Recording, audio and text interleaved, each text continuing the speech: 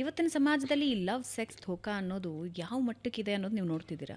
ಕಡಿವಾಣ ಫಸ್ಟ್ ತಂದೆ ತಾಯಿನೇ ಹಾಕಬೇಕಾಗಿರೋದು. ಯಾಕೆಂದರೆ ನಿಮಗೆ ಆ ಸ್ಟ್ರಾಂಗ್ ವ್ಯಕ್ತಿತ್ವ ಬೆಳೆಸದೇ ಇದ್ದಾಗ, ಸೆಲ್ಫ್ ರೆಸ್ಪೆಕ್ಟ್ ಮತ್ತು ಸೆಲ್ಫ್ ವ್ಯಾಲ್ಯೂ ಗೊತ್ತಿಲ್ಲದೆ ಇದ್ದಾಗ ಮಕ್ಕಳು ಈಸಿಲಿ ಆಕ್ಸೆಸಿಬಲ್ ಆಗಿ ಎಲ್ಲ ಕಡೆ ಓಡಾಡ್ತಾರೆ. ಆಮೇಲೆ ಈಸಿಲಿ ಎಲ್ಲರನ್ನೂ ಫ್ರೆಂಡ್ ಮಾಡ್ಕೋತಾರೆ.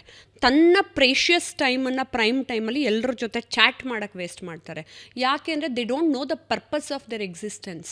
ನಾನು ಯಾಕೆ ಹುಟ್ಟಿದ್ದೀನಿ, ನಾನು ಏನು ಮಾಡಬೇಕು, ನಾನು ಏನೇನೇನೇನು ಸಾಧಿಸಬೇಕು ಅನ್ನೋದನ್ನ ಹೇಳ್ಕೊಡಲ್ಲ. ತುಂಬ ಬಡತನದಲ್ಲಿರೋ ಮಕ್ಕಳಲ್ಲಿ ಆಯಿತು ಆ ಏಜಲ್ಲಿ ಒಂಚೂರು ಲವ್ ಆಗುತ್ತೆ, ಪ್ರೀತಿ ಆಗುತ್ತೆ, ಹಾರ್ಮೋನಲ್ ಚೇಂಜಸ್ ಅಂತ ಎಲ್ರಿಗೂ ಅಟ್ರಾಕ್ಷನ್ ಆಗುತ್ತೆ, ಅದು ತಪ್ಪಿಲ್ಲ.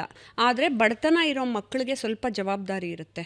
ಅಯ್ಯೋ ನಮ್ಮಮ್ಮ ಬೈತಾರೆ, ನಮ್ಮಪ್ಪ ಬೈತಾರೆ, ನಾನು ಹಿಂಗೆ ಮಾಡಬೇಕು, ಒಂಚೂರು ದುಡಿಬೇಕು, ಏನೋ ಒಂದು ಮಾಡಬೇಕು ಅಂತ. ಆದರೆ ಆ ಕಡೆ ಮೈಂಡ್ ಇರೋದಿಲ್ಲ.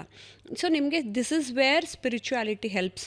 ಆಮೇಲೆ ತುಂಬ ಜನ ಮಕ್ಕಳಿಗೆ ನಾವು ಯಾವ ಮನೆಯಿಂದ ಬಂದಿದ್ದೀವಿ, ಮನೆಗೆ ಹೇಗೆ ಗೌರವ ತಂದು ಕೊಡಬೇಕು, ಆಯ್ತಪ್ಪ ನೀನು ಕೆಟ್ಟ ಮನೆಯಿಂದನೇ ಬಂದಿದ್ರು ನಿನ್ನ ಜನ್ರೇಷನಿಂದ ಬದಲಾಗ್ಬೋದಲ್ಲ, ಅದನ್ನು ಅಪ್ಪ ಅಮ್ಮ ಹೇಳ್ಕೊಡ್ಬೇಕಾಗತ್ತೆ.